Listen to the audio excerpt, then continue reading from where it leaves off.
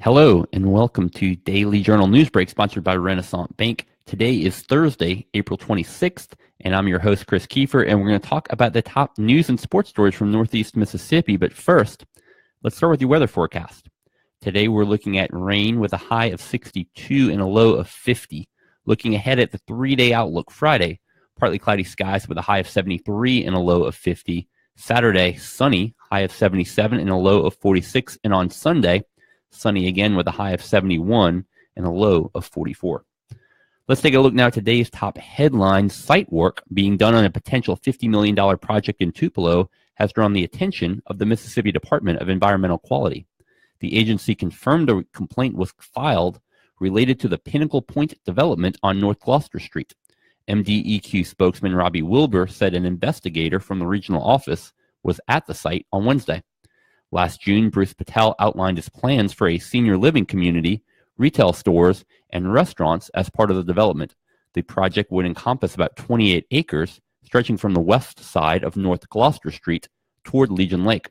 Patel is the CEO of Tupelo-based Fusion Hospitality. But recent site work has raised the concerns of homeowners living near and around Legion Lake. The complaint was filed by American Legion Post 49 Commander Mike Pettigrew, who is concerned about storm runoff from the construction and the actual operation of the site, as well as the impact on Legion Lake. Upgraded voting machines will be in use at Lee County precincts beginning with this summer's primary races. The county's election commissioners met on Tuesday morning to examine new scanning machines that will be used to count paper ballots. Things won't change all that much. Voters will still mark their selections on a paper ballot, a feature that the Lee County Board of Supervisors was keen to retain. Once the paper ballot is marked, voters at Lee County precincts will continue inserting those devices into a tabulation device as they do now. The device scans and digitally records the ballot. The new devices have several upgrades not previously available in Lee County. Once the ballot is inserted and scanned, each voter will have the option to review any warning messages that may exist.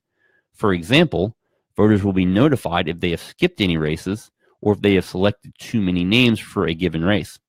Voters would also be able to retrieve an invalid ballot and select again. Party primaries will be on June 5th, and the general election is set for November 6th. Tupelo's historic Spain House is getting a $10,000 grant from the Mississippi Department of Archives and History to repair windows and install a handicap entrance at the rear of the building.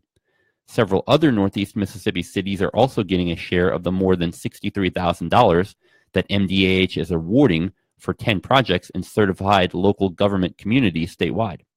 In Boonville, a $1,250 grant will go toward the development of an interactive website that interprets the city's historic district. In Baldwin, a $1,280 grant will be used for the development of a brochure that interprets the city's historic district and the county line. Oxford received a grant for $2,451 to complete a historic resources survey and National Register nomination of the Avent Acres neighborhood. Starkville received a $6,500 grant to produce an addendum to the design standards for its downtown historic district. And in sports, the 6th-ranked Ole Miss baseball team opens a 3-game series against LSU today. The two teams will play tonight at 7 at Swayze Field. The series then continues on Friday at 6:30 and on Saturday at 3. Tonight's game will air on SEC Network, and Saturdays will be on ESPNU. Ole Miss's Ryan Olenek carries a 19-game hitting streak into the series, although his status is questionable with shoulder stiffness. Meanwhile, Ole Miss's Will Golson has been steadily improving over the course of the season. After struggling early, Golson is hitting .323 since Ole Miss's series opening loss at Long Beach State on March 2nd. The Rebels will send lefty Ryan Rollison to the mound tonight against LSU right-hander Zach Hess. And that does it for Newsbreak on this Thursday. Don't forget that this show is just one of the many online offerings courtesy of the Daily Journal that gets you news off the page and on the go.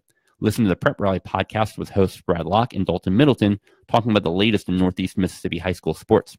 On Wednesday's episode, they discussed late legendary coach Jim Drury, the baseball and softball playoffs, and the new Pontotoc High School basketball coach. Listen to Apple Podcasts, Google Play, or online at preprally.djournal.com. And Ole Miss and Mississippi State fans, check out the Double Coverage podcast with beat reporters Parrish Alford and Logan Lowry. Look for a new episode later this afternoon in Apple Podcasts, Google Play, or online at doublecoverage.djournal.com. Special thanks to Renaissance Bank for sponsoring Newsbreak. And remember, you can catch new episodes each weekday morning at tdjournal.com or on our Facebook page. And all the stories we've discussed today can be found in your daily journal or online at tdjournal.com. Thanks for joining us. I'm Chris Kiefer. Have a great Thursday.